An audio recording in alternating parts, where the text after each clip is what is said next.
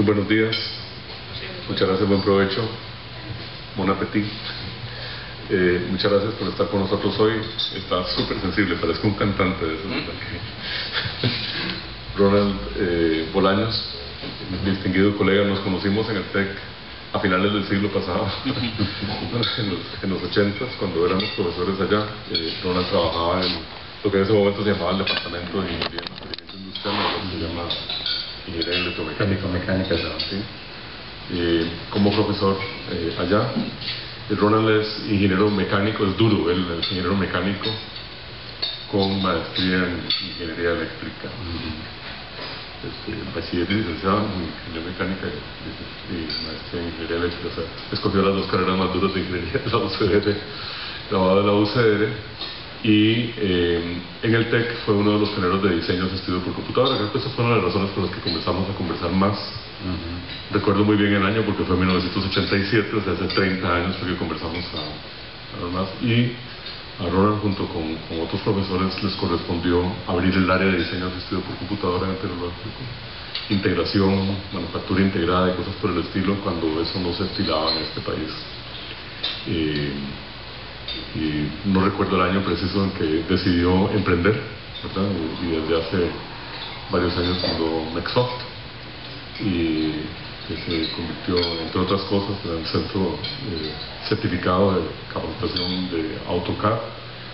Y a lo que yo entiendo, ¿verdad?, ha trabajado muchísimo con los ingenieros duros, civiles, eléctricos, mecánicos y demás, en el software para ingeniería, ¿verdad?, y cosas alrededor de lo que es ingeniería.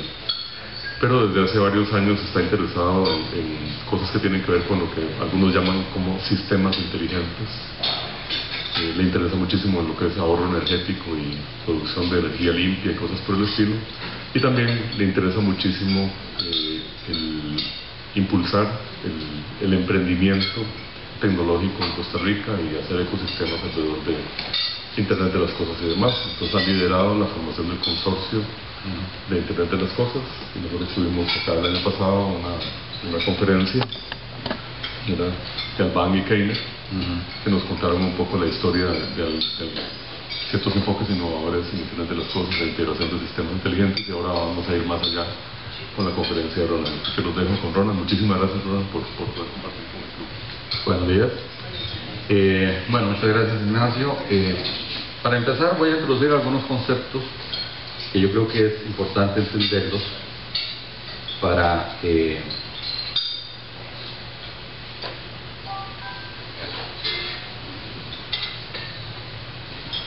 digamos, el nombre que le doy a la charla, inteligencia como factor de competitividad. Lo primero que creo que debemos tratar de entender es de qué tipo de inteligencia estamos hablando. Creo que todos tenemos una noción intuitiva de lo que es inteligencia, pero sabemos que hay diferentes tipos, hay diferentes niveles. Entonces, primero tratemos de definir ese concepto. Y uso este video para tratar de explicar a qué tipo de inteligencia me estoy refiriendo. Stuck at an intersection, you always watch unfold the fundamental problem of traffic. On green, the first car accelerates, and then the next, and then the next, and then the next, and then you, only to catch the red. Had the cars accelerated simultaneously, you would have made it through. Coordination, not cars, is the problem, because we are monkey drivers with slow reaction times and short attention spans. Even if we tried, getting everyone to press the pedal on 3, 2, 1 now would be challenging. This discoordination limits how many cars can get through an intersection, and when one backs up to the next, that's when city-sized gridlock cascades happen, taking forever to clear. In general, more intersections equals more discoordination, which equals more traffic. This is the motive behind big highways. No intersections. Splits and merges, yes. Intersections, no. No stopping, no coordination problems, no traffic. Well, that's the theory anyway. Intersections outside of a highway will back up onto it, again, because human reaction times limit how many cars can escape the off-ramp when the light changes. But even without intersections, there would still be traffic on the highway. Traffic can just appear. Take a one-lane highway with happy cars flowing until a chicken crosses the road. The driver who sees it brakes a little, the driver behind him doesn't notice immediately and brakes a little harder than necessary. The driver behind him does the same until someone comes to a complete stop. And oh look, cars approaching at highway speeds must now stop as well. Though the chicken is long gone, it left a phantom intersection on the highway. This is what's happened when you're stuck in traffic for hours thinking there must be a deadly pile up ahead, and then suddenly the traffic's over with no wreckage in sight. To your relief if you're a good person and mild annoyance if you aren't. You just passed through a phantom intersection, the cause of which is long gone. And this phantom intersection moves. It's really a traffic snake slithering down the road, eating oncoming cars at one end and pooping them out the other. On a ring road, a single car slowing down will start an Ouroboros of traffic that will last forever, even though there's no problem with the road. If the drivers could coordinate to accelerate and separate simultaneously, easy driving would return, but they can't, so traffic eternal. On highways, traffic snakes grow if cars are eated faster than excreted, and they shrink if excreted faster than eated, dying when the last car accelerates away before the next car must stop. Now, in multi-lane highways, there needs be no chicken to start gridlock. A driver crossing lanes quickly with cars too close behind is enough to birth a traffic snake that lives for hours and leagues. It's this quick crossing that causes drivers behind to overbrake and begin a chain reaction. But we can make traffic snakes less likely by changing the way we drive. Your goal as a driver is to stay the same distance from the car ahead as from the car behind at all times.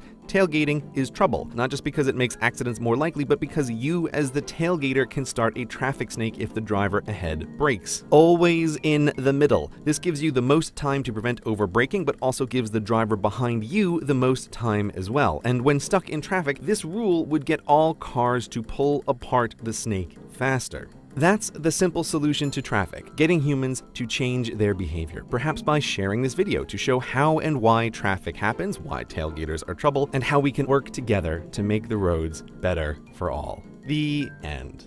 Except, yeah, wishing upon a star that people are better than they are is a terrible solution every time. Instead, what works is a structurally systematized solution, which is exactly what self-driving cars are. Self-driving cars can just be programmed to stay in the middle and accelerate simultaneously. They'll just do it. The more self-driving cars at an intersection, the more efficient the intersection gets. A solid lane of self-driving cars vastly increases throughput. Actually, if you ban humans from the road, which we should totally do anyway, you can get rid of the intersection entirely. After all, a traffic light is just a tool for drivers on one road to communicate with drivers on another, poorly and coarsely. Red equals don't go now, we are coming through the intersection. Green equals good to go. But self-driving cars can talk to each other at the speed of light. With that kind of coordination, no traffic light necessary. Just as with a highway, the best intersection is no intersection. Humans will never drive this precisely. At the intersection, the fundamental problem with traffic that you watch unfold, as with everything, is people. So the real simple solution to traffic is no more monkeys driving cars. This video has been brought to you in part by Audible.com. Bueno, creo que eso aclara cuál es el tipo de inteligencia que estamos hablando. Estamos hablando de darle inteligencia a las máquinas y poder resolver problemas que vemos que son insolubles si pensamos en los términos de todos casi es un problema ya universal el tema de los atascos en las grandes ciudades. Y ahora Teo Ignacio me decía que algo le mandó a algún colega de Guatemala que decía que hablando de que justamente iniciaba de nuevo el periodo y que los atascos empezaban en el asunto. Entonces, nos vemos que para resolver cierto tipo de problemas necesitamos darle inteligencia a la máquina. Y ese es el tipo de inteligencia, digamos, que me interesa a mí destacar, sobre cómo podemos desarrollarla y cómo podemos convertir eso en un factor de competitividad para ir desarrollando el país en ese campo. Y aquí quiero resaltar otro concepto.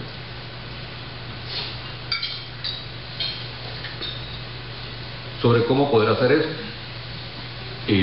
Obviamente, los carros, antiguamente, básicamente eran ingenieros mecánicos los que trabajaban en el diseño de los mismos. Hoy en día, en un automóvil típico, más del 60%, por lo menos el 60% de los especialistas que trabajan ahí tienen que ver con disciplinas digitales.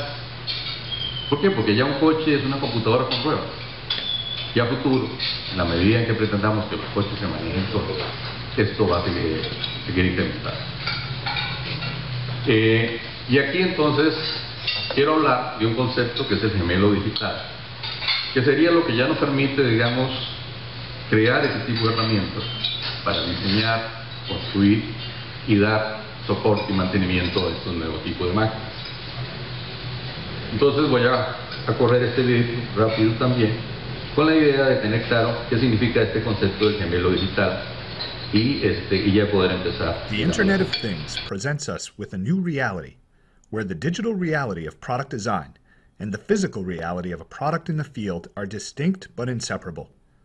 This new reality requires a new technology platform and new applications to solve new problems, and it requires enhancements to existing business systems to deliver more value than ever before. This demonstration shows the most interesting and important implications of this new reality. We start with the digital reality of a 3D CAD model. This Santa Cruz V10 downhill race bike is completely designed and engineered in PTC Creo. However, the bike wasn't designed to be smart and connected, a reality for many products on the market today. So we instrumented it with sensors to measure and monitor the key characteristics that will help us understand the performance, as well as a Raspberry Pi computer for connectivity. The result is a product that combines the digital and physical into this new reality. As the rider interacts with the bike, the ThingWorx platform connects and displays wheel speed, compression on the suspension mechanisms, and steering angle measured by the angle of rotation on the handlebars.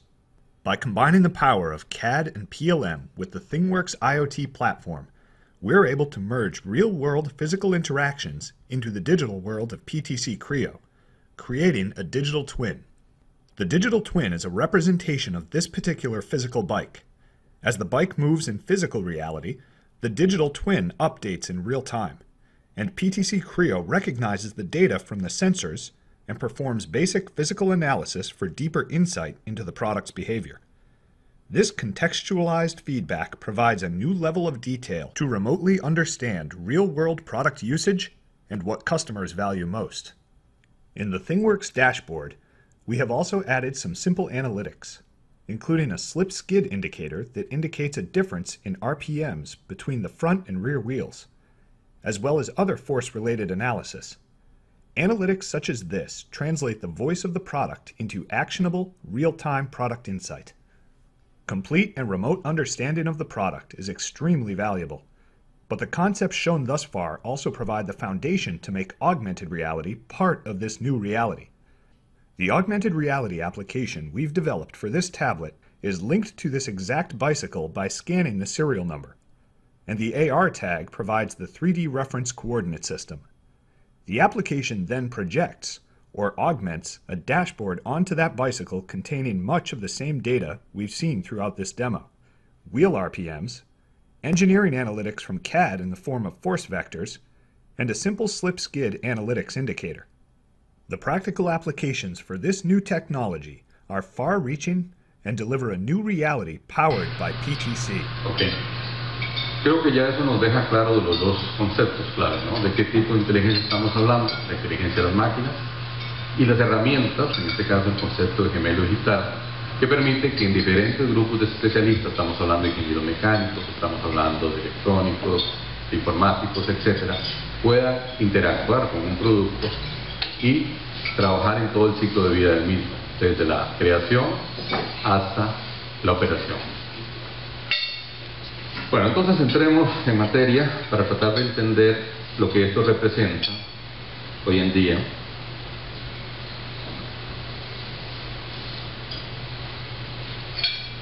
El hecho notable de esto es que, si ustedes recuerdan lo que ocurrió hace 250 años con la invención de la máquina de vapor, vemos que hasta ese entonces el trabajo era algo que era exclusivo de los seres vivos. O sea, si usted necesitaba hacer un trabajo, necesitaba una persona o un animal de carga, digamos un caballo para transportar materias primas, Pero con la invención de la máquina de vapor fue posible crear la locomotora y reemplazar el caballo. De hecho, en las películas antiguas del oeste ustedes ven que se llamaba caballo de hierro a las locomotoras. Los caballos de fuerza también vienen de esa época, ¿no? Era una forma que representábamos la energía. Entonces, la capacidad de controlar la energía fue lo que permitió generar la revolución industrial y todas las mejoras que vinieron posteriormente, digamos, el motor de combustión, el motor eléctrico, todo se basa en lo mismo, en la capacidad de controlar la energía. Hoy en día, el cambio de paradigma es que estamos adquiriendo la capacidad de darle inteligencia a objetos inanimados. Hasta ahora creíamos que eso es una exclusividad de los seres vivos, pero ahora vemos que no. Podemos hacer que los objetos inanimados adquieran autonomía, que se comporten inteligencia y resuelvan problemas como el que hablábamos de los atascos en las ciudades, porque lo pueden hacer mejor que nosotros. Entonces, todos estamos claros que hoy en día para la sociedad moderna la energía es un factor crítico en la competitividad de la nación. Si ustedes oyen la Cámara de Industrias, se han quejado porque en los últimos años ha subido muchísimo el costo de la electricidad y eso le ha perdido, como ha dicho, que pierdamos competitividad como país. Bueno, mi propuesta es que básicamente va a ocurrir lo mismo con la inteligencia. Este se va a volver un factor de competitividad importante en los próximos años, que va a permitir diferenciar a las sociedades entre las que lo puedan y los que no lo puedan hacer. Algo parecido que lo que ocurrió con la revolución industrial. Recuerden ustedes que antes la riqueza, el control de la riqueza estaba en puertos de la tierra. El rey, los terratenientes, la nobleza, eran básicamente los dueños de la tierra. Con eso controlaban las materias primas y por lo tanto la riqueza. Cuando aparecen las industrias, pues básicamente yo no importaba quién producía las materias primas, simplemente yo tenía un telar automático que producía 8 veces más que un telar manual, y con esto no importaba que alguien fuera el dueño del rebaño de ovejas, simplemente yo podía vender el abrigo más barato, aunque le comprara la lana a él, simplemente porque trabaja con telar manual y yo con uno automático que era mucho más productivo y me permitía bajar los costos. Desde ese entonces vimos que países como los nuestros, que eran ricos en materias primas, se convirtieron en los países pobres, por decirlo así. Producíamos el cacao, se iba a Europa y nos vendían el chocolate. Ellos se quedaban con la riqueza. Bueno, acá voy a tratar de explicar, usando la industria automotriz como base, cómo va a ir evolucionando, cómo está evolucionando esta inteligencia artificial. Lo primero que vimos fue la digitalización de la información. Por ejemplo, los autos antes usaban mapas para ubicarnos en una ciudad. A mí varias veces me tocó manejar con alguien aparte diciéndome cómo tenía que dar la vuelta o lo que sea. Después aparecían entonces aquí los mapas digitales y con la ayuda del GPS yo le indicaba dónde quería ir y me daba la ruta más directa para llegar. Estos fueron los navegadores, la primera versión. Luego vimos que estas aplicaciones se pudieron integrar a un teléfono inteligente, como el Waze, por ejemplo, llevar la información a la nube. Y esto ya era un avance, porque entonces, por ejemplo, Waze ya no nos da la ruta más directa, sino la más rápida, evitando las presas, los congestionamientos. Ya esto es un avance. Y además bajó los costos, ya no teníamos que tener un equipo caro en el auto, sino que usábamos el celular. La tercera etapa que estamos viendo, lo que llamo normalización, los semáforos inteligentes.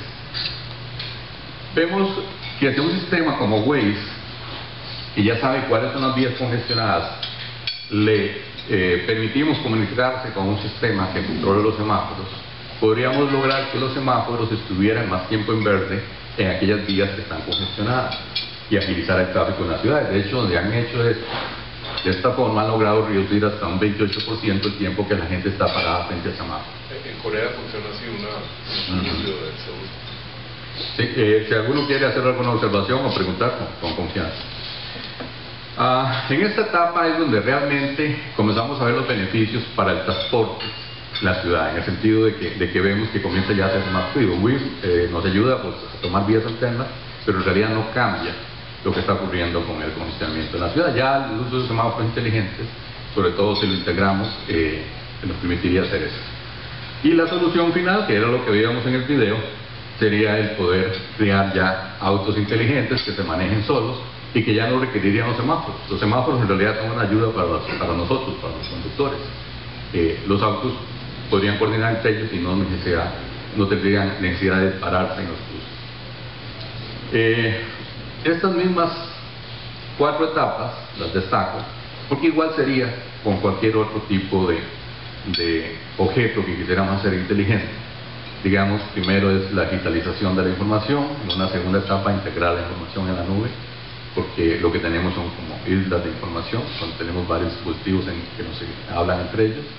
En la tercera etapa, que ya normalizamos, establecemos métodos y procedimientos, sobre todo eso es importante para lograr una mejor comunicación entre las personas y las máquinas. Y la última, crear inteligencia. En el caso del transporte, Ajá. el vehículo inteligente sin chofer Va a crear cosas que no tenemos ahora, como los zombies. Sí. Porque es más barato dejar el carro dando vueltas en la manzana que parcharlo. Sí, o sea, ¿y qué vamos a hacer? Exactamente, son nuevos paradigmas. Ok. Aquí quiero ver la parte económica, lo que esto representa para la sociedad, y uso el iPhone como un ejemplo, pensando que es el primer dispositivo inteligente de uso masivo. Aquí vemos cómo se distribuye el valor de un iPhone en la cadena productiva. Del valor de mercado, del 100% de un iPhone, 73% corresponde a diseño, de ahí 58% corresponde a Apple por el diseño conceptual, un 25% sería el diseño de ingeniería para pasar de ese concepto a un producto, que serían normalmente compañías coreanas, japonesas. Un 22% corresponde a materiales y componentes del iPhone, sobre todo que tienen patentes, y solo un 5% es el costo de manufactura, el ensamble del iPhone. Entonces, en la medida en que estos conceptos como Internet de las Cosas, la impresión 3D, o sea, lo que es automatización de la fabricación, sigan evolucionando, vamos a pasar de una línea amarilla, que son los productos tradicionales, a esta línea roja, que son de estos productos inteligentes, donde el valor de los ingresos provienen mayormente del diseño, de la etapa creativa, o de servicios, de la venta de servicios y aplicaciones por venta, como en el caso del iPhone, que ustedes saben que pues vendemos, o Apple vende música, vende videos, se venden aplicaciones. Entonces, las compañías telefónicas también dan una serie de servicios. Hoy en día más o menos representa el equivalente al valor del producto, un 100%, pero eso está creciendo continuamente. O sea, todo tonto va a ser un 300, un 400%, sobre todo cuando comienzan a ingresar nuevos servicios como el monedero electrónico, que van a ser negocios muy buenos. Entonces, lo que quiero hacer ver acá es que está ocurriendo lo mismo que ocurrió con la primera revolución industrial. El control de la riqueza ya no va a estar en la fabricación, sino que va a estar o en la innovación, la creación, o en los servicios por venta. De hecho, ya es más rentable con estos nuevos productos vender el servicio que el producto mismo. Entonces ya ustedes ven que las compañías telefónicas, a cambio de un contrato, te regalan el teléfono o te lo dan como parte del contrato, porque es mucho más rentable los servicios, o sea, los ingresos son más llevados. Y entonces aquí vemos que va a haber un desplazamiento de la riqueza. Si nosotros nos enfocamos en el tema de manufactura, vamos a perder competitividad. O sea, tenemos que ver cómo nos metemos en la etapa creativa o en la etapa de servicios. Hay 3 aspectos que considero que es importante resaltar. El primero es esa capacidad de controlar la inteligencia que nunca habíamos tenido. Así como el control de la energía provocó toda la revolución industrial, el control de la inteligencia pues va a ser, digamos, un factor crítico decisivo. Y como ejemplo de lo que esto puede representar para la sociedad, pongo lo que está ocurriendo con el dinero, ¿no? Hemos visto cómo hemos pasado de un sistema físico de entregar dinero en los bancos, a luego pasar a los cajeros automáticos, que ya era una ventaja, al monedero electrónico, que ya de todo eliminamos el dinero físico, todos son pagos electrónicos, y ya vemos cómo estamos hablando de las monedas virtuales. Aparece un primer ejemplo con el Bitcoin, pero en general ya esto los bancos centrales lo están tomando muy en serio, porque el desarrollo de estas monedas virtuales permitiría tener un mejor control de la economía. Hoy en día el dinero físico es el que permite el anonimato, que protege lo que es todo el lavado de dólares, todo lo que es narcotráfico, contrabandos, pago de propinas. Si tuviéramos un sistema más transparente, lograríamos tener un mejor control. Y esa es quizá la principal ventaja que tiene esto. Hoy en día la debilidad que tienen los sistemas informáticos es que la información la proveen las personas. Las personas se pueden equivocar o pueden engañar. Y poco por eso el ejemplo del dinero. Hay un gran incentivo para engañar con el dinero. Y hay muchísima gente pensando en cómo pueden de alguna forma violar las reglas que tiene establecida la sociedad. Entonces, si fueran las máquinas, los sistemas los que proveen la información, esto haría más transparente y tendríamos realmente un control. Hasta ahora, y como lo ponía en el ejemplo del auto, la única opción que tenían las sociedades para lograr el control era crear una cultura basada en una serie de valores, de principios éticos, y todos sabemos que culturas desarrolladas pues, normalmente son más honestas, más transparentes, y eso les permite ser más eficientes en su sistema.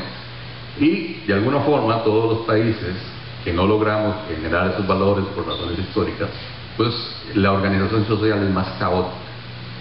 Pero la ventaja con esto es que ya no dependeríamos de la buena voluntad de las personas.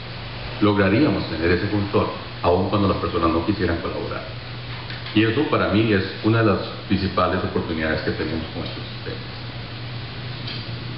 El otro aspecto que quiero resaltar es que estos conceptos nos permiten crear nuevos modelos de negocio. Aquí pongo el ejemplo de una máquina industrial. Este es un equipo de control numérico que sirve para aplicar piezas mecánicas. Si este equipo yo le pongo sensores, lo conecto a internet, puedo predecir, o el fabricante puede predecir cuando el equipo está dando problemas, porque nota que hay una vibración, que hay algún otro factor que está fuera de rango, y entonces manda al técnico a reparar el equipo antes de que este falle. Eso tiene un gran valor para la industria, porque un fallo de una máquina de estas, sobre todo que son muy productivas, puede parar una planta, y eso es sumamente costoso. Hoy en día ya General Electric, que fabrica turbinas para los aviones, usa este concepto. Tiene una serie de sensores, las turbinas conectadas a internet y especialistas y más algoritmos de inteligencia artificial analizando. Ya no le vende las turbinas a las aerolíneas, sino que se las alquila y cobra por milla de vuelo. Cuando el avión notan que hay algún problema, despachan el técnico y mientras están ahí cambiando pasajeros en el aeropuerto, él puede hacer el mantenimiento. Esto tiene la ventaja de que permite generar más ingresos para el fabricante, pero también más ingresos para la aerolínea, porque ya no tiene que sacar el avión para que hagan inspecciones, revisiones. Pero el motor no se comunica en tiempo real, ¿verdad? ¿O sí? De lo que yo entiendo, sí. Digamos que ellos tienen sistemas que les permiten generar un montón de información. Generan una enorme cantidad de información, tienen algoritmos que procesan toda esta información, y cuando notan algo alertan a los especialistas para que cuando aterriza lo están esperando. Cuando aterriza lo estarían esperando para poder obviamente, como todo en esto, tienen que haber algoritmos donde solo reportas cuando hay anomalías, ¿no? Si todo está bien, no hay por qué mandar información. Simplemente cuando algo se sale, entonces debería tener suficiente inteligencia para mandar el dato, porque es desigual. O sea, no tiene sentido mandar un dato que sea igual que todos los anteriores. Pero cuando ya lo mandan, los analizan y entonces pueden programar. Ya saben que ese avión va a llegar a tal parte, a tal aeropuerto, y una vez que esté ahí el técnico con la parte de repuesto. Ese sería digamos el nuevo paradigma. Pero eso permite entonces crear una nueva relación de ganar-ganar entre el fabricante y el cliente, porque entonces, digamos, mejoran los ingresos para el cliente y también para el fabricante. Y el último aspecto que les hablaba antes se da una nueva forma de hacer la ingeniería, lo que llaman el concepto de ingeniería digital. Aquí lo pongo como edificio porque yo creo que es más fácil para nosotros entenderlo. Igual lo podemos hacer con una máquina, pero creo que es más fácil entenderlo como edificio. Durante el ciclo de vida de un edificio hay diferentes profesionales que participan. En diseño conceptual tenían los arquitectos, diseño ya detallado tenían los dibujantes, en la parte de analítica serían los ingenieros estructurales para ver si todo cumple con el código sísmico. Tenemos toda la documentación ya para construcción, la parte de fabricación, digamos que hay elementos prefabricados de edificio, propiamente ya la parte de construcción. La 4D y 5D se refiere a las 3D, son las 3 dimensiones. La cuarta y la quinta dimensión serían el costo y el tiempo. que son variables que deben controlar, toda la parte logística de ya de equipamiento, la operación y mantenimiento, etc. Hoy en día estas nuevas tecnologías nos permiten crear modelos digitales, ubicar la información en la nube y que todos los que tienen que ver con alguna parte del ciclo de vida del producto opinen sobre el mismo. Por ejemplo, si yo voy a hacer el mantenimiento, podría analizar y decir, mira, es que ese equipo no lo ponga porque yo tengo experiencia que ese equipo da muchos problemas, sustituyan por otro. Entonces, digamos, yo puedo hacer observaciones sobre cambios con base en mi experiencia que deberían hacerse para mejorar el desempeño del mismo. Entonces, lo interesante de esto es que aplicar las tecnologías digitales a las obras de ingeniería, lo que yo llamo ingeniería inteligente, puede reducir los costos hasta en un 35%. O sea, tiene un gran impacto. ¿Sí? Pero puedes introducir en parte del ciclo de vida simulación, ¿verdad? Sí. Con base en el conocimiento que has acumulado en otras experiencias o que se compacte en alguna instancia como el Colegio Federado, la Cámara de Construcción. Sí, por ejemplo, en la parte de análisis, ahí yo puedo hacer simulaciones de diferentes tipos. No solamente, digamos, simulaciones desde el punto de vista estructural para ver que aguanta un sismo, también puedo hacer simulaciones energéticas para ver el efecto que tienen la orientación del edificio. Entonces, depende de la orientación que tenga el edificio, pues así va a ser mayor el ingreso de calor, por ejemplo. Entonces podemos orientarlo de tal forma que disminuya el ingreso de calor al edificio cuando bajamos el consumo de aire acondicionado, etcétera, ¿no? Se pueden hacer muchos tipos de simulaciones durante la etapa de diseño. Y la ventaja es que esta es la etapa donde es más barato hacer cambios. Digamos, si yo tengo que hacer cambios... Un sistema de administración de ceniza. Entonces, digamos que esto tiene una gran ventaja. Digamos, permite detectar errores, permite hacer correcciones en la etapa de diseño. Entonces, lo que estamos viendo es que vamos a automatizar los procesos productivos y los técnicos, los ingenieros, los vamos a desplazar hacia la etapa de diseño, donde agregan más valor, o a la etapa de servicios postventa. Porque, digamos, estos edificios o cualquier otro sistema inteligente pueden tener una serie de sensores que le están retroalimentando sobre lo que ocurre en el mismo, y mediante simulaciones puedo detectar, digamos, algunos problemas o cosas que son susceptibles de mejora, que yo podría, digamos, optimizar, digamos, el consumo energético, de agua, de otras variables que me interese optimizar. Puedo hacer que el edificio sea más ecológico, etcétera. Entonces, lo que estamos viendo es que entonces se va a incrementar la necesidad de técnicos y de ingenieros usando este tipo de herramientas. Entonces, en este lado no va a haber desempleo. Sí va a haber desempleo en aquellos trabajos de poco valor agregado, por ejemplo un chofer. Si se va a adoptar un vehículo que se maneje solo, entonces tenemos que ver qué hacemos con el chofer. Y de hecho es una de las grandes preocupaciones, ¿no? Digamos, se estima que entre un 40 y un 50% de los empleos son fácilmente automatizados. Y entonces vamos a ver robots de servicio doméstico, vamos a ver robots de construcción, robots agrícolas, etc. Esto lo que está generando es una nueva fiebre del oro. Esta es una publicación que hizo el diario El País en España, donde vemos que para el 2022 se proyecta que van a haber unos 751 mil millones de dólares en diferentes proyectos o aplicaciones de sistemas inteligentes, que van desde lo que es los edificios inteligentes, que se le ve como el mayor potencial. En segundo lugar, los autos inteligentes. Luego vienen todo el tema de las redes eléctricas inteligentes, ciudades inteligentes, la industria y otros sectores como puede ser el sector agrícola, el sector salud, etc. Entonces, definitivamente es un nicho muy robusto, donde definitivamente hay una gran oportunidad para el país si queremos aprovecharlo. Y aquí no está pasando nada. Sí, en zona franca sí. A mí, yo estuve en una reunión con Vanessa Gibson y hablábamos de este tema y me decía que ya en zona franca ya hay una serie de compañías que se están metiendo en automatizar los procesos. Digamos, por ejemplo, los procesos contables son los que son muy sencillos de automatizar. Entonces ya hay un interés fuerte por ir automatizando procesos. Y también ya hay empresas como Emerson, que son servicios de ingeniería, que también comienzan a explorar ese tipo de conceptos, porque ellos ya de por sí dan ese servicio al cliente de monitoreo de plantas de energía. Entonces para ellos comienza a ser interesante eso. En realidad, donde tal vez no está ocurriendo nada es en la parte académica, donde todavía va muy lento, pero en la parte empresarial, por lo menos en empresas de zona franca, sí ya está arrancando. Y hay algunas municipalidades que están tratando de hacer cosas acá, ¿verdad? Los del este, de la Unión, Curridabat y Montes de Oca, por lo menos ya están hablando del tema.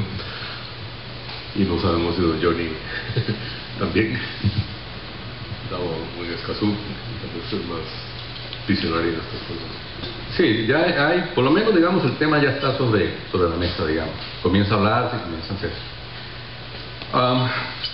Yo siempre pongo el ejemplo, cuando hablo de esto, de que, del cine, ¿no? Por ejemplo, cuando uno dice, bueno, hay un gran potencial en todo el tema de la industria del cine, y uno ve los millones que se hacen con todas las películas y mercancía asociada como videojuegos, y etcétera. Entonces uno diría, bueno, qué interesante que el país se meta a ese nicho de mercado. Pero cuando usted ve una película como Avatar, que ha hecho miles de millones de dólares, dice, bueno, ¿y cómo hacemos para hacer un Avatar en Costa Rica? Te das cuenta que la barrera es muy grande y es muy difícil. Pero de pronto aparece alguien ahí haciendo Michael Jordan, que no es una gran película, pero dejó dinero, y entonces eso cambia el paradigma. Entonces nos damos cuenta que sí es posible hacer dinero con una industria de cine local, y este año ya uno ve mucha gente haciendo producciones. Entonces dice, bueno, si es posible buscar una estrategia. Entonces yo lo que estoy tratando de hacer es ver cómo creamos un Michael Jordan para poder meternos en este campo. El área a la cual estoy escogiendo con los Ignacio es el área de energía. Por un lado, por formación, soy ingeniero eléctrico y también mecánico, entonces es un tema que me apasiona. Y porque veo que la energía es un ente, o sea, es transversal. Todas las máquinas ocupan energía. Entonces, si uno quiere hacer las máquinas inteligentes, pues una gestión inteligente de la energía es algo que le va a servir a todas las máquinas. Entonces, aquí estoy usando el concepto Smart Grid de red inteligente, que es uno de los nichos importantes para Internet de las Cosas, para ver cómo podríamos hacer esto. Y hablo o pronostico de que probablemente por ahí del 2030 podemos arrancar lo que yo llamo una revolución inteligente. Porque si bien este tema de la inteligencia está empezando ya, para mí va a ser algo como Internet, ¿no? Recuerden, Internet viene de los años 70 por ahí, pero realmente el pico, digamos, o donde se hizo masificó fue en el año 95, cuando ya se volvió masivo. Antes de eso era algo muy de ciertos eruditos, ciertos especialistas, pero realmente nada más no lo usaban. Para mí, el punto de inflexión con todo esto va a andar ahí por ahí de 2030, por lo menos en estos campos, cuando ya tengamos todas las piezas tecnológicas que ocupamos para realmente hacer un sistema inteligente, para este caso para gestión de la energía eléctrica. Postulaste hacia el punto de inflexión de una curva exponencial. Sí, digamos que va creciendo y de pronto se dispara. Sí, a eso me refiero. Pero siempre va creciendo exponencialmente. Sí. Lo que pasa es que al principio no se nota y cuando se dispara. Bueno, hoy tenemos un problema, que es el cambio climático, el calentamiento global. Entonces hay un gran interés por desarrollar energías limpias, aun cuando hay personas, Donald Trump, que dice que eso no es cierto, pero en general hay un consenso de que sí es cierto y que necesitamos energías limpias para sustituir los combustibles fósiles. Ya hay tecnologías como la eólica, la solar, que tienen grandes avances, donde se ve que es posible tener energía limpia de bajo costo que compita con los combustibles fósiles. El problema de esto no es la cantidad y el costo, porque sabemos que lo vamos a lograr, es cómo logramos almacenar esto en gran escala. El problema que tenemos con el sol es que tenemos en el día, por la noche no tenemos. Entonces tenemos que desarrollar sistemas eficientes y baratos para almacenar energía, y hay un gran interés en desarrollar estas baterías de alta eficiencia y bajo costo. Las represas no son baterías, ¿no? Las represas con una batería Costa Rica, una de las razones por las que yo creo que deberíamos incursionar en este campo es que el medio más barato de guardar la energía eléctrica es en los embalses hidroeléctricos. Eso es una ventaja competitiva que tiene el país, que deberíamos explotar. Entonces, mientras Estados Unidos tiene que ver cómo desarrolla sus baterías y todo lo demás, y son costosas, y aún cuando lo logren hacerlo, va a tomar mucho tiempo, nosotros podríamos desde ya crear un paradigma basado en la energía solar y hidráulica que permita, digamos, ser un sistema eficiente de suministro. Entonces, se me adelantaste, pero justamente esas son las razones por las cuales creo que este factor es crítico.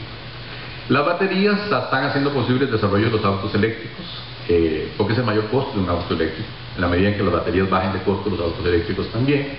Se pronostica que por ahí del 2022 van a, por lo menos un pronóstico que hace el gobierno de Estados Unidos, a lograr tener autos eléctricos que compitan en costo con los motores de combustión.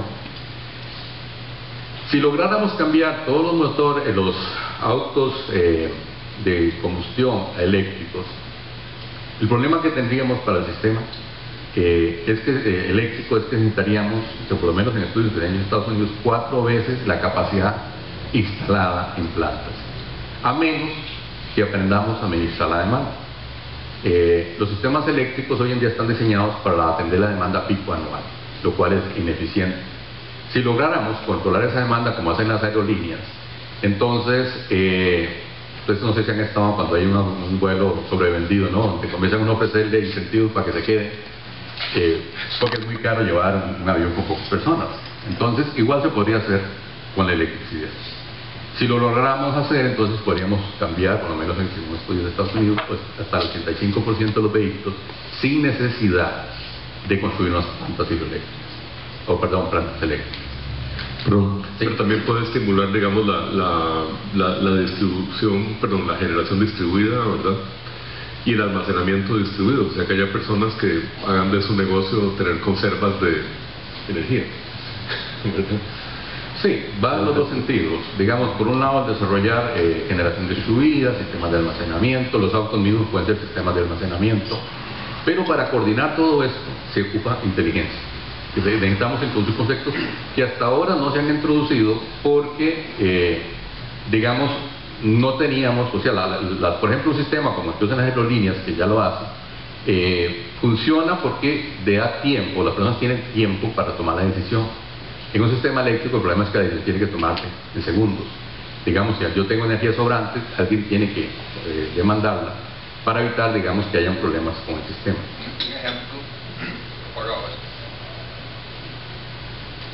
Un ejemplo de esto, vi el otro día un maje muy vivo en Sydney, que hay cientos de miles de piscinas. Entonces el consumo eléctrico de los filtros es enorme. Entonces el maje fue, los conectó todos a internet y se dio vuelta y negoció con el generador de electricidad: dígame cómo quiere que aplanemos la demanda. Entonces el maje prende y apaga filtros por toda la ciudad de acuerdo con lo que está pasando en tiempo real. Y el que paga es el generador, ¿verdad? El cliente recibe o sea, gasta menos luz de gratis, ¿verdad? Lo mismo podemos hacer con varios electrodomésticos. Como por ejemplo la refrigeradora. La refrigeradora tiene exactamente el mismo condición. O sea, todas estas cargas que prenden y apagan durante el día, las podríamos, si le metemos inteligencia, apagar y encender a conveniencia para lograr aplanar la curva de demanda. Eso genera un nuevo paradigma para las empresas de distribución de electricidad, que ya, digamos, el negocio para ellos no va a ser vender la energía, sino la red se va a seguir ocupando. Y entonces podemos pensar en sistemas híbridos de suministro de energía y telecomunicaciones. Por ejemplo, a mí me tocó en Suiza un sistema donde llegaban con fibra óptica hasta la casa, usando las mismas canaletas que son los cables de potencia. Y entonces usted ve que en la subestación eléctrica, además de los transformadores y los equipos eléctricos, también tienen los routers y los sistemas de internet. Entonces todo esto está generando una nueva serie de oportunidades de negocios para las distribuidoras, y que pueden ofrecer servicios en las nubes, como sería el monitoreo de la energía para efectos de que el cliente pueda ahorrar, servicios de eficiencia energética, administración de la demanda, mantenimiento predictivo, etc. Todos esos son servicios de una economía orientada más a dar prestaciones a las máquinas. En ese caso los clientes serían las máquinas del sistema, que estén conectadas al sistema. Aquí tomo como modelo a California, que además de ser un estado reconocido por la tecnología, por lo que es la parte de el Silicon Valley, también puede ser un modelo interesante para el tema energético. Vemos que California, igual que Costa Rica, en los años 70 tuvo una crisis porque aumentó mucho el precio de la electricidad. Eso hizo que se estabilizara el consumo. O sea, cuando la gente ve, o sea, incluso ese piquito ahí no baja, cuando la gente de pronto le sube muchísimo la factura eléctrica, lo primero que hace es bajar su consumo. Y California, de hecho, estimuló la eficiencia energética como una forma de mantener, o por lo menos reducir la factura de los clientes. Entonces vemos que mientras el resto de Estados Unidos usaban otras fuentes de energía como carbón, que no se vieron afectados por la subida de los precios del petróleo, siguieron creciendo el consumo per cápita. En California se estabilizó. Por cada dólar que ellos invirtieron en promover el ahorro de la demanda, recibieron un beneficio de $4 por infraestructura que no tuvieron que construir. En Costa Rica yo estimo que esa relación anda de 1 a 10. ¿Por qué es mayor la rentabilidad de invertir en eficiencia energética en Costa Rica que en California? Bueno, porque aquí usamos plantas hidroeléctricas, mientras ellos usan plantas térmicas. La planta térmica es más cara en el largo plazo porque el combustible hay que pagarlo, mientras el agua es gratis. Pero si yo puedo evitarme construir una planta hidroeléctrica, es muchísimo más negocio que evitarme construir una planta térmica por cuestión de costos. Entonces, si fue negocio para ellos, con más razón sería negocio para nosotros. Aquí pongo como ejemplo de las medidas que ellos tomaron el refrigerador, que es de los principales consumidores, por lo menos en nuestras casas. Vemos que del año 47 hasta mitad de los 70, el refrigerador promedio en California creció continuamente su consumo. Cuando ellos comenzaron a promover normas de eficiencia energética, cayó drásticamente el consumo, digamos, de los refrigeradores, dando el mismo servicio. Eso es lo interesante. Simplemente no se podía comercializar ese refrigerador a menos que cumpliera con la norma. Entonces, digamos que esto fomentó la innovación y una serie de sistemas que permitían ahorrar energía.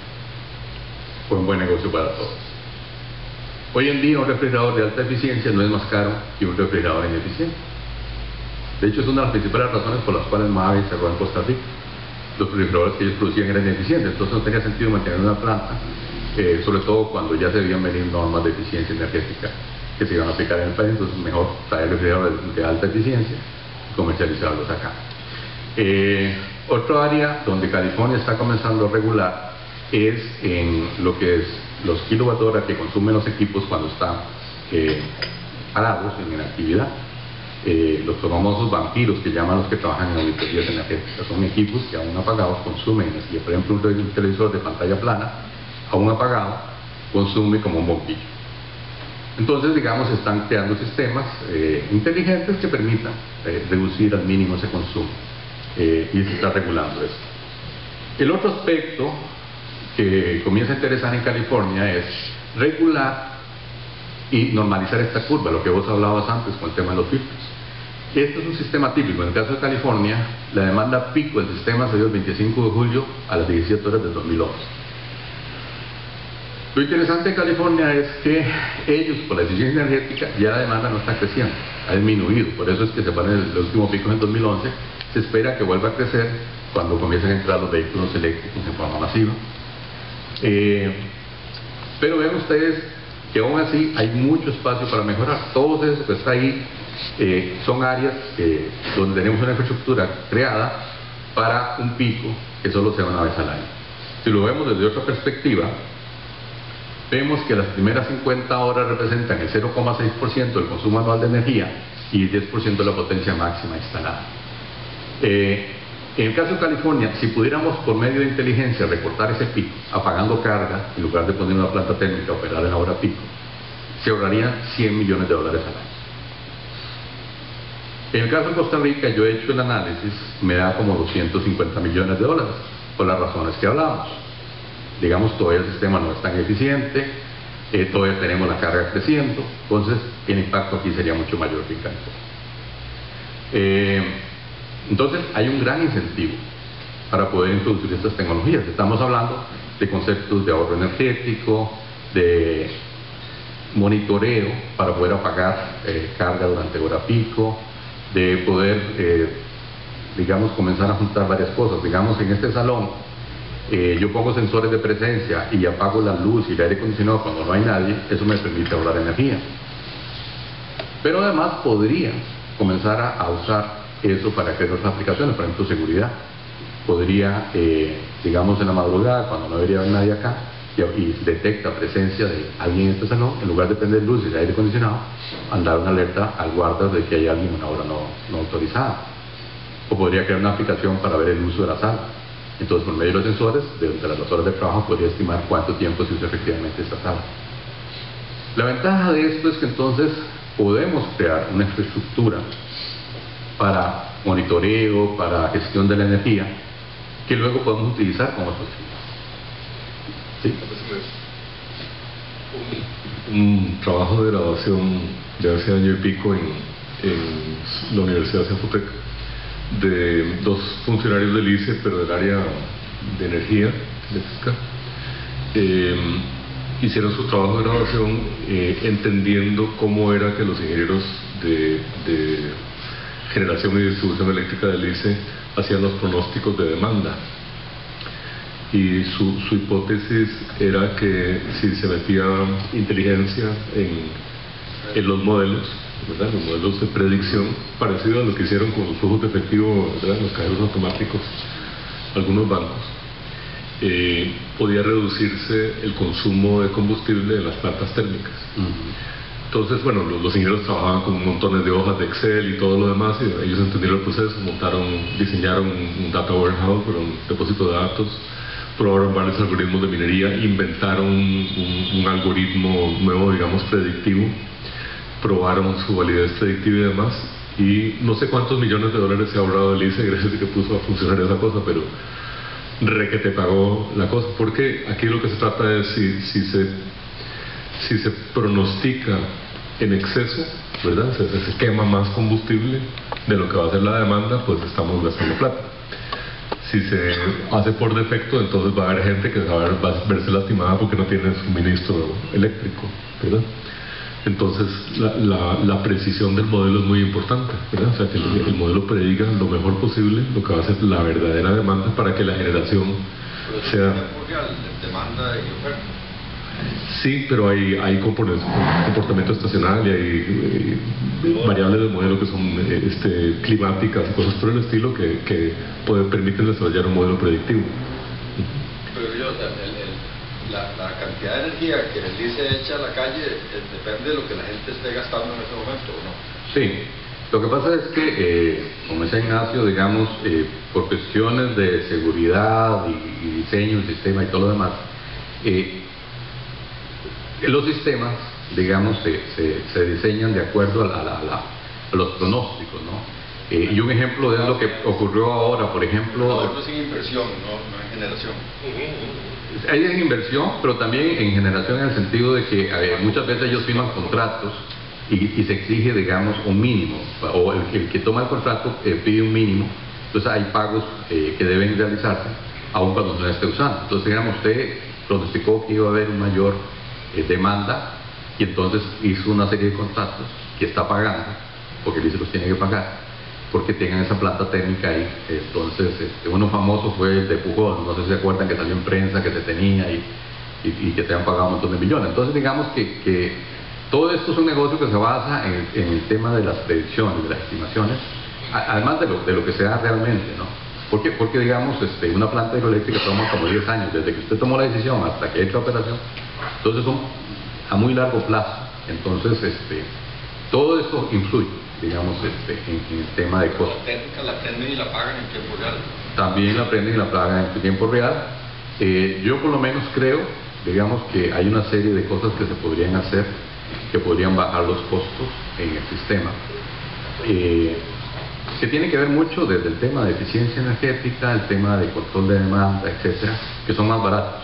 O sea, es más barato poner inteligencia en el sistema a que haga esto de una forma diferente, ¿no? Sí. Sí, otro ejemplo muy cerca de mi corazón, porque eran métodos formales. El metro de París, hace unos 20 y pico de años, se estaba considerando, una ciudad de 7 millones de habitantes, más o menos, ¿verdad?, abrir huecos otra vez, ¿verdad?, para aumentar las líneas de metro. Entonces propusieron los informáticos, los digitales, ¿verdad?, y los ingenieros electrónicos y demás, no, más bien metamos la inteligencia del sistema. Entonces, reducir los tiempos entre un tren y el siguiente en el metro, lo cual tuvo una mejora sistémica del 25% en la capacidad de transporte, ¿verdad? Sin abrir un solo hueco más. Sí. Pero son sistemas de alta seguridad, safety critical, ¿verdad? Si esos trenes chocan, pues se muere un montón de gente. Entonces hay que garantizar que esa cosa no iba a suceder. Entonces la inteligencia también tiene un montón de riesgos, ¿verdad? Por el lado informático. Y lo que es el sistema en general, ciberfísico en este caso, ¿verdad? Que no es comida de trompudo, ¿verdad? Indudablemente, digamos, bueno, en mi caso que soy ingeniero tal vez lo veo más fácil, pero en ingeniería hay lo que llaman factores de seguridad. Digamos, obviamente los factores de seguridad aumentan en ciertos aspectos. Por ejemplo, un elevador tiene factor de seguridad alto, lo mismo las aerolíneas, etcétera. Entonces uno siempre juega con eso, ¿no? O sea, la funcionalidad, que es lo que uno quiere lograr, la seguridad que se requiere. Pero entonces, en la medida en que usted esté más seguro de qué es lo que se va a requerir, digamos que tenga mejor información, mejor inteligencia, usted puede optimizar esos factores. Entonces, digamos, todo eso baja costos y en forma realmente impresionante. Por eso se hablaba, yo ponía el ejemplo de que se pueden reducir el costo de las obras de ingeniería hasta un 35%, y no estamos hablando solo de la construcción, sino que estamos hablando también de la parte operativa. Simplemente por un uso más efectivo, digamos, de la infraestructura. Bien, esto que se ven acá es un mapa de todas las posibles aplicaciones, y estoy seguro que en este momento hay mucho más, que están investigando a raíz de todo cómo hacer más inteligentes las redes eléctricas. Entonces vemos diferentes áreas, desde la generación hasta la transmisión y propiamente el consumo de autos, casas, etcétera. Cómo hay diferentes compañías y aplicaciones que se están desarrollando para poder resolver el problema de estos sistemas inteligentes. Entonces, la primera oportunidad que tenemos es involucrar a los centros de investigación universitarios en esta etapa de análisis de diferentes conceptos tecnológicos. De hecho, a mí me tocó en el 2014, por una invitación de la Embajada de Estados Unidos a las empresas eléctricas, en ese caso yo era el único que iba del sector privado, ir a ver a California estos conceptos, y en la Universidad de Sacramento, que es donde ya habían hecho una inversión, por ser la capital del estado, en crear un sistema de modelos de red inteligente, justamente había un centro de investigación en redes inteligentes que se dedicaba a eso, a analizar diferentes conceptos, probaba estos en sus laboratorios. Cuando algo le hacía sentido económico y financiero, tenía un convenio con la distribuidora, entonces se trasladaba a un piloto en la comunidad, y si funcionaba, pues se instalaba en toda la ciudad de Sacramento. Entonces aquí es donde yo veo una oportunidad interesante para involucrar las empresas que venden estas tecnologías, sector universitario, sector empresarial, y tratar de buscar o desarrollar una estrategia para el desarrollo de un ecosistema de innovación.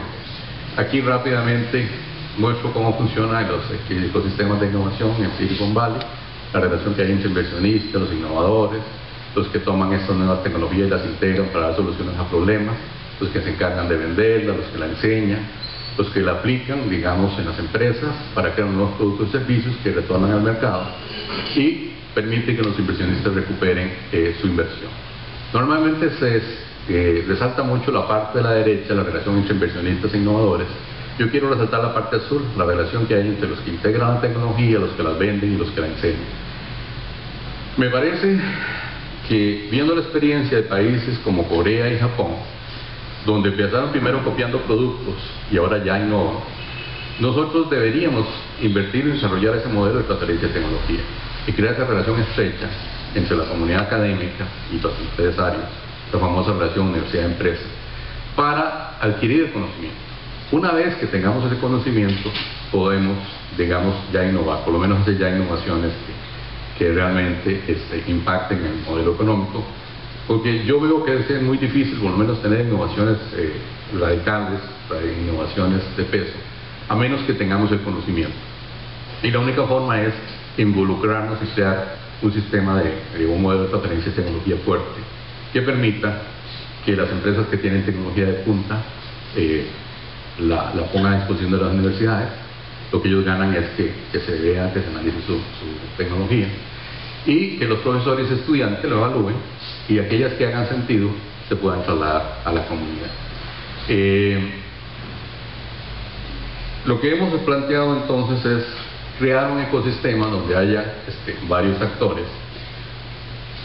La academia, por un lado, en este caso estamos trabajando con el tecnológico, Instituto Tecnológico, por la relación histórica que tengo, pero en realidad está abierto a cualquier otra universidad que quiera sirve, y le sirve a un muchacho joven porque es como el huevo de la gallina, ¿no? Tenemos a alguien que puede tener conocimiento, pero como su empresa es nueva, está empezando, no califica, porque resulta que no tiene la experiencia o el currículum, aunque la persona sí la tenga, ¿no? Entonces lo que estamos planteando es, en los campus, en este campus de la universidad, lo que llamo el campus inteligente, poder convertir los edificios en inteligentes, poder introducir tecnologías que se puedan usar en el campus de la universidad, que el gobierno nos financie estos prototipos para poder probarlos en las universidades, y luego comenzar a interactuar con la sociedad civil. En este caso las municipalidades nos parecen como el actor deseable para poder luego crear paquetes tecnológicos que podamos introducir en las empresas. Es crear una relación ganar-ganar en todos los actores del ecosistema. Esto no es nada nuevo, es algo que ya se usa en el mundo desarrollado, pero la idea aquí es por dónde arrancar, ¿no? Por dónde hacemos ese Michael Jordan que convence a la gente que efectivamente esto funcione, que pueda hacer dinero. Y entonces el primer proyecto que hemos seleccionado es el que yo llamo iluminación inteligente. Todos hemos oído hablar de los bombillos LED. En este momento se está cambiando la iluminación pública, el alumbrado público, por iluminación LED. Es muy rentable. Solo el hecho de cambiarle eso rebaja en un 50% el consumo de energía, así que se paga la inversión solita.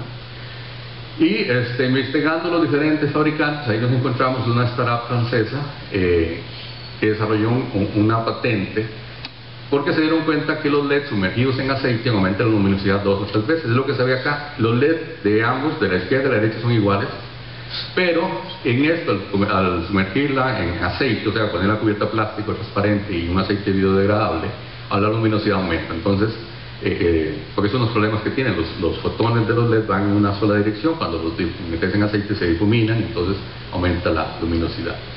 Entonces ese concepto nos pareció muy interesante. De hecho ya una de las empresas del consorcio tiene la representación. Aquí se muestra otro aspecto del efecto del aceite, que es que alarga la vida útil de los LED, porque al sumergirlos en aceite evita la oxidación del LED. Entonces, en amarillo se ve un LED normal, sin aceite, cómo se va degradando en 60.000 horas, y el verde se ve cómo la protección del aceite hace que aumente la vida útil.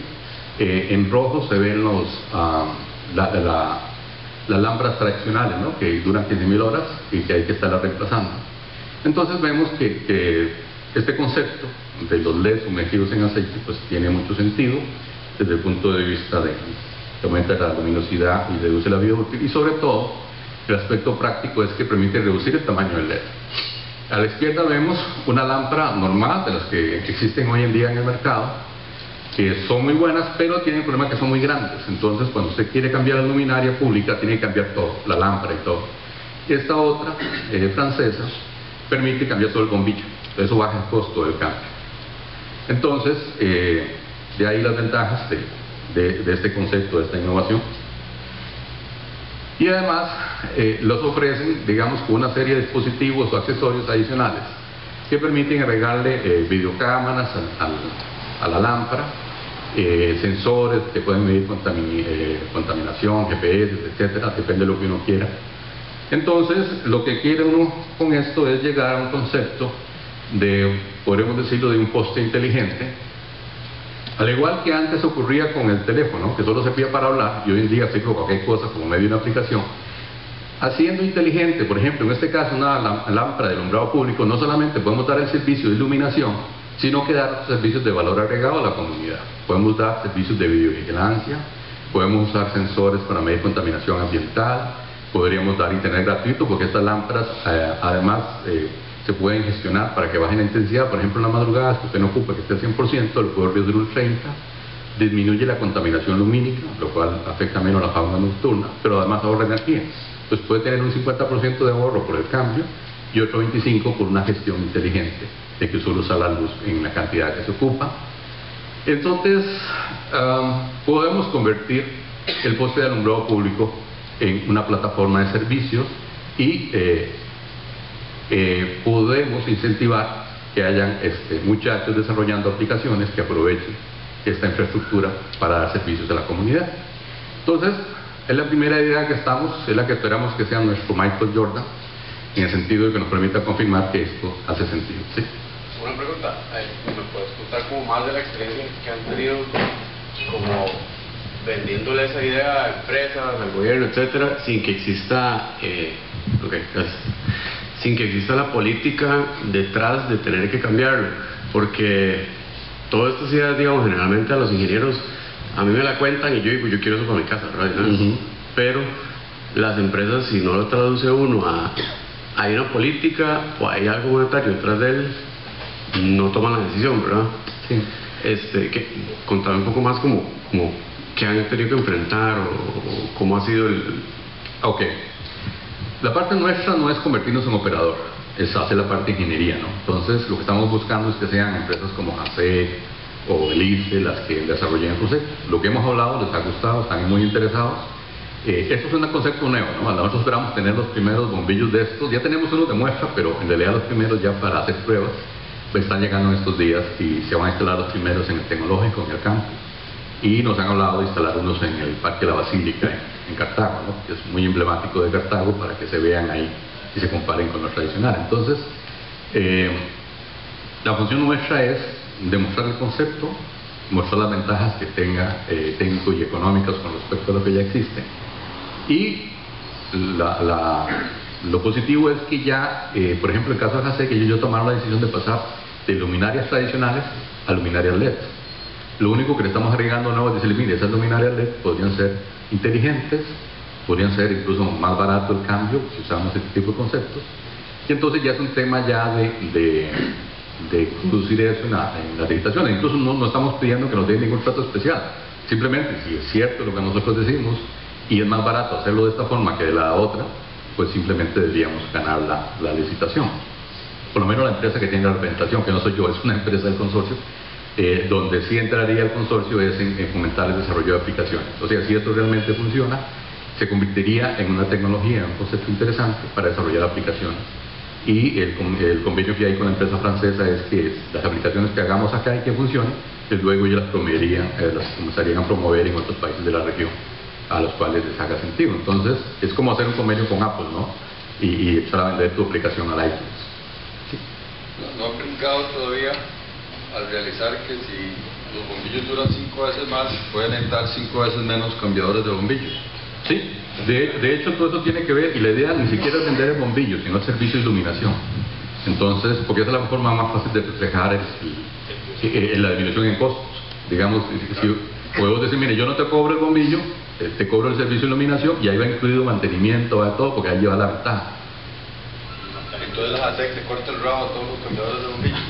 No, es que ahí es donde brinca la claro. Bueno, obviamente ese es el otro tema, ¿no? Nosotros lo que promovemos es que entonces esa gente se recicle, o sea, se le reubique en otras funciones donde agreguen valor, ¿no? O sea, esa es la parte complicada. Esa es la parte complicada. Pero bueno, digamos que son parte de las cosas que hay que ir trabajando con eso. Por eso nuestra función es trabajar más desde el punto de vista de la gente, de las municipalidades, para que ellas hagan presión. Por ejemplo, la mayoría de estas empresas, por ejemplo, JASEC, SPH, son empresas municipales. Entonces, si la gente lo pide y la gente lo quiere, pues es más difícil que se niegue. ¿Y son una sociedad anónima donde las municipalidades no hayan las acciones?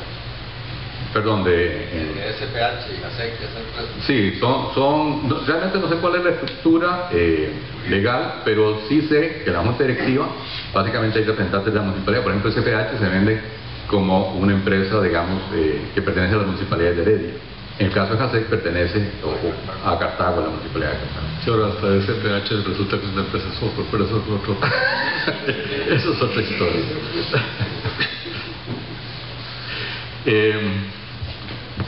Bueno, digamos que esa es la forma en que lo estamos enfocando. El segundo proyecto que estamos planteando, en este caso igual hacer con la universidad, es un poquito más complejo y voy a tratar de explicarlo. El consorcio, perdón, tiene como objetivo el participar en licitaciones. Sí, las empresas que forman parte del consorcio. En algunas, digamos, mi empresa está funcionando como marca del consorcio, entonces se da el caso de que tenemos una empresa que es miembro del consorcio, pero no tiene la experiencia o el currículum para poder entrar en una licitación. Por ejemplo, nos pasó con Curriabat, teníamos un muchacho que ahora está en Alemania, es un doctor en economía energética, con toda la experiencia, 15 años de trabajo de investigación y todo lo demás en Alemania, pero su empresa apenas estaba recién creada. Entonces, cuando lo van a calificar, y no califica. De hecho, en la primera licitación que él participó, la declararon desierta porque resulta que no cumplía los requisitos. Entonces, lo único que hicimos fue, con las mismas personas y todo, usando el currículum de la empresa, que ya tiene muchas licitaciones ganadas, con LIS y otras empresas, permitir que él usara, y ya con eso se ganó, y entonces está trabajando con Curriabat. Entonces, esa es parte de, que yo lo hago con Ignacio, de cómo hacer para lograr que empresas pequeñas, tecnológicas, se unan y tenga sentido para ellos. Una de las razones que yo he encontrado es, para poder entrar en licitaciones, poder prestar ese currículum de una empresa ya establecida, que de hecho en este momento yo lo que hice es que yo liquidé a todos mis empleados. Ya mi empresa, que se llama Mexop, es solo un nombre, una marca, y debajo de ellas ponemos varias empresitas. Parte de los objetivos para ellos es poder usar el nombre y el currículum de la empresa para poder entrar en licitaciones como esta. Otro tema es la infraestructura, ¿no? También cuando una empresa está en su casa, entonces el usar ya la infraestructura formal de un edificio, pues entonces también le da cierta imagen al emprendedor. Entonces, lo que estamos tratando es de hacer una mezcla entre una incubadora tecnológica y una empresa como modelo de negocio. Sí, pero también las sinergias que se dan entre personas y empresas de distintas especialidades. Sí, porque es otro tema. Esto usted necesita integrar gente de ingeniería mecánica con informáticos, electrónicos. Entonces, el que estén todos en una misma habitación, por lo menos a saludarse y compartir el desayuno, hace que se vayan creando y se vayan dando ideas de proyectos que probablemente ninguno entendería por sí solo, pero ya cuando se ven juntos dicen, bueno, pero es que entre los dos podríamos ir y hacer ese proyecto, ¿no? El área más importante de un centro de investigación es donde se hace el café. Sí. Y no estoy hablando en serio. Exactamente, sí, esa parte social es la que hace la diferencia. Les quiero explicar esto porque, como les decía, es una parte un poquito más complicada. Esto es un estudio que se hace en Londres, en la escuela McKinsey. Es un estudio que se hace en más de 100 compañías en Francia, Alemania, Reino Unido y Estados Unidos, para ver el impacto que tenían las tecnologías informáticas en las organizaciones. En el eje horizontal está, veámoslo como algo binario para que sea más fácil de entender. 0, digamos, sería que no hay ninguna tecnología. 2% es el incremento promedio en la productividad que tiene la empresa al introducir un sistema informático. Casi nada. En el eje vertical tenemos el efecto que tiene el capacitar al personal con las mejores prácticas en su campo. Vemos que eso produce un 8% de aumento en la productividad, o sea, hay más impacto si uno desarrolla el talento. Si combinan los dos conceptos, introducir la tecnología y capacitar el personal, puede tener un promedio un aumento del 20%. Eso lo que nos dice es que hoy en día las tecnologías informáticas son intensivas en conocimiento y que necesitamos personal capacitado que las entienda para que las pueda usar efectivamente. Entonces, a diferencia de la primera revolución industrial, donde la productividad se debía a la introducción de una máquina como un telar automático, y usted la introducía y inmediatamente veía el aumento en productividad, hoy en día estos conceptos implican que usted necesita personal calificado para poder ver esos resultados, ese aumento en la productividad. Y entonces queremos seleccionar en este caso una industria como la construcción. Aquí se muestra un gráfico de cómo ha evolucionado la productividad empresarial en dos sectores importantes. Uno es la industria en general, que ha venido automatizándose, y la industria de construcción. Vean que la industria de construcción, curiosamente, es hoy menos eficiente que en los años 60.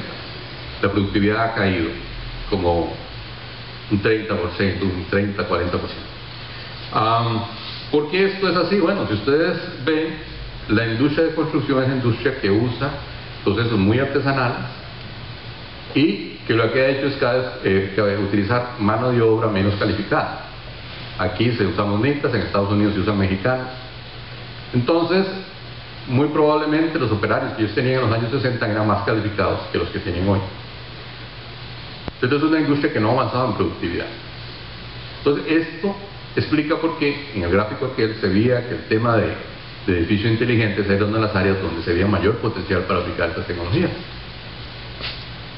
El usar conceptos como el gemelo digital, que permitiría tener un grandes aumentos en la productividad de la industria de construcción. Entonces, para probar esta idea, estamos pensando entonces en el campus del tecnológico. Como ya, igual que toda organización, hay una serie de aplicaciones que se usan en la universidad para la administración. El reto para que esta información se pueda usar más efectivamente es integrar la información en la nube y normalizarla para que se puedan crear indicadores de gestión combinando diferentes informaciones. El proyecto lo que busca es crear un sistema inteligente para la gestión de edificios y agrupar la información de 4 grandes categorías de software. Arriba vemos el software de administración, los ERP. Abajo tenemos el software de ingeniería, que se suele llamar CAD o BIM, que es el concepto que se usa para edificios, el Building Information Modeling. A la derecha tenemos el HIS, los sistemas de información geográfica, y abajo tenemos los sistemas automatizados, basados en Internet de las Cosas o Internet de Todo, como pone Cisco. Si combináramos la información de estos 4 sistemas, podríamos lograr hacer una gestión más inteligente de la información del campus. Y el ejemplo que pongo es este. Imagínense que yo tengo que ver con el mantenimiento de edificios y creo indicadores de gestión y me indica que si está, por ejemplo, el costo de mantenimiento por metro cuadrado entre 1 y 5, quiere decir que está normal, estamos dentro del rango. Pero de pronto aparece un edificio menos 3, quiere decir que hay algo ahí que no está bien. Si yo quisiera encontrar la causa de ese problema, combinando la información, por ejemplo, del CAD y el HIS, puedo ubicar el edificio, ahí lo tengo en 3 dimensiones, hago un zoom, y usando los mismos planos del edificio para mostrar información administrativa, identifico que la dirección de operaciones es la que me está generando el problema, es la que hace que el indicador se salga de rango. El reporte lo que dice es que hubo un fallo en los sistemas de aire acondicionado y que hubo que contratar un servicio de emergencia porque había un evento y todo lo demás. Normalmente yo como gestor llegaría hasta ahí y ni modo, hubo que hacer eso y salió del rango. Pero, como se supone que esto es un edificio inteligente, yo puedo ir a ver los sistemas automatizados, ver el histórico de esos aires acondicionados y me llevo la sorpresa de que ese aire acondicionado nunca falló. Siempre estuvo operando, no se vio ninguna anomalía en la temperatura. Entonces la pregunta es, ¿por qué se contrató un mantenimiento tan caro si no era necesario? La respuesta obvia es probablemente algún problema ahí de chorizo, como decimos acá, en el sentido de que el que hay un mantenimiento en outsourcing y el que viene le paga propina al funcionario público para que... La maquinaria de trocha. Normalmente esto hubiera sido muy difícil de detectar, pero partamos de que un sistema que integre la información fácilmente nos daría pruebas de que hay algo anómalo o irregular. Y a mí siempre me gusta cerrar con esta frase en las presentaciones, un pensamiento de Albert Einstein: no pretendamos que las cosas cambien si hacemos siempre lo mismo. La crisis es la mejor bendición que puede sucederle a personas y países, porque la crisis trae progreso. La creatividad nace de la angustia como el día surge de la noche oscura. Es en la crisis que nace la inventiva, los descubrimientos y las grandes estrategias. Con ese pensamiento los dejo. Normalmente la gente es muy pesimista por la situación del país, etc. Yo estoy muy contento, digo, por fin vamos a cambiar. Este país no cambia porque nunca ha tenido crisis. La única crisis que tuvimos, que fue la de Carazo, nos ayudó muchísimo a cambiar el modelo de desarrollo. Necesitamos otro. Entonces, yo en lo particular estoy muy contento. Muchas gracias. No sé si tienen algún comentario, alguna duda.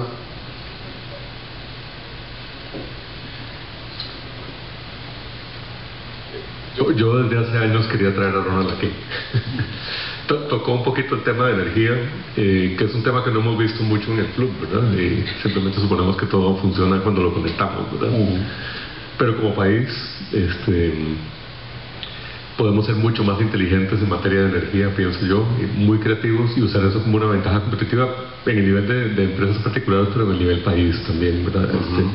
Hay mucho que podemos hacer allí y tomar conciencia, digamos, de que además nuestra energía es muy limpia. Haber leído ciertos periódicos y cosas, ¿verdad? Tenemos muchísimos defectos, pero cuando vemos la manera en que producimos energía eléctrica en este país en comparación con cómo se produce en casi cualquier otro lugar del mundo es sorprendente, ¿verdad? Y eso es una ventaja interesante. Sí. Y yo quiero agradecer a Ronald, muy linda la presentación, y te mandó decir Fernando Leñero, que está siguiéndonos remotamente, miembro de la directiva, que también disfrutó mucho la presentación. El tema de la energía es un tema urgente en este país. Y es cierto, Nacho, que la energía eléctrica que producimos es muy limpia, pero la electricidad es apenas un 23% de la energía que consumimos, lo cual es un escándalo, porque el resto es combustibles fósiles, ¿verdad? Estamos quemando cosas, estamos matando el país, es una locura, ¿verdad? Teniendo las condiciones que tenemos. Yo siempre me gusta repetir, ¿verdad?, que en Costa Rica, en el lugar donde menos sol pega, que es ahí por Guapiles subiendo la montaña, pega más sol que en el lugar donde más sol pega en Alemania. En Alemania generan más energía solar que toda la energía que consume Costa Rica. Un 7% de toda la energía en Alemania es solar, y aquí es un .001 o algo así, o sea, nada. Y se está cayendo. La energía más barata del mundo es la solar, y cada 2 meses rompen el récord hacia abajo, ya va llegando a 2 centavos el kilovatio hora. Yo hace 2 años, cuando di una conferencia, pronostiqué que a 10 años iba a llegar a 2 centavos, porque estaba a 5 hace 2 años. O sea, bajó un 50% en 2 años, y sigue bajando. O sea, los de Singularity dicen que va a llegar a 0. Probablemente no, pero perceptualmente sí, ¿verdad? Igual que hacen ver el almacenamiento en disco y el ancho de banda, la gente cree que valen 0. Puede llegarse a un modelo de negocios similar. Realmente me gustó mucho y me pareció muy valiosa la presentación, y quiero felicitarte. Muchas gracias.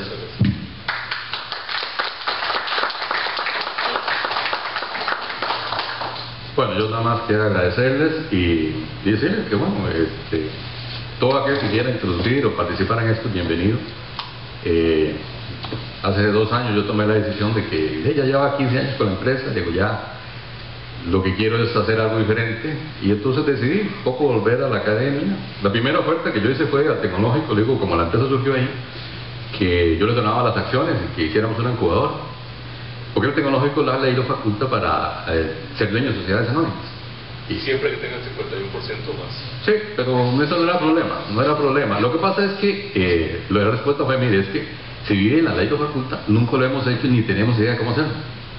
Entonces lo que llegamos fue, hagamos una cosa, y vayamos colaborando, y entonces, digamos, la forma en que lo estoy haciendo es, estoy trabajando con mecatrónica, les doy un curso, les hago algunas donaciones de vez en cuando, que veo que hay algo ahí que se ocupa, entonces les dono la tecnología, les compro algo. Pero lo que es más importante es lograr que los muchachos, sobre todo las generaciones jóvenes, se vayan acercando a estos conceptos y puedan ir desarrollando. Eso es donde yo veo el futuro, y en eso estoy comprometido. Es muy difícil montar empresas, sobre todo porque los técnicos, los ingenieros, los informáticos nos preparan para hacer bien la parte técnica, pero cuando uno tiene que venderse a sí mismo, la sorpresa que se lleva es que uno no sabe nada de mercadeo, no sabe nada de ventas. Toda la administración, con una administración de pulpería, se la juega uno. Pero entonces ahí es donde yo siento que hace falta alguien que le ayude a uno en eso, y un poco es lo que yo estoy tratando de hacer, ¿no?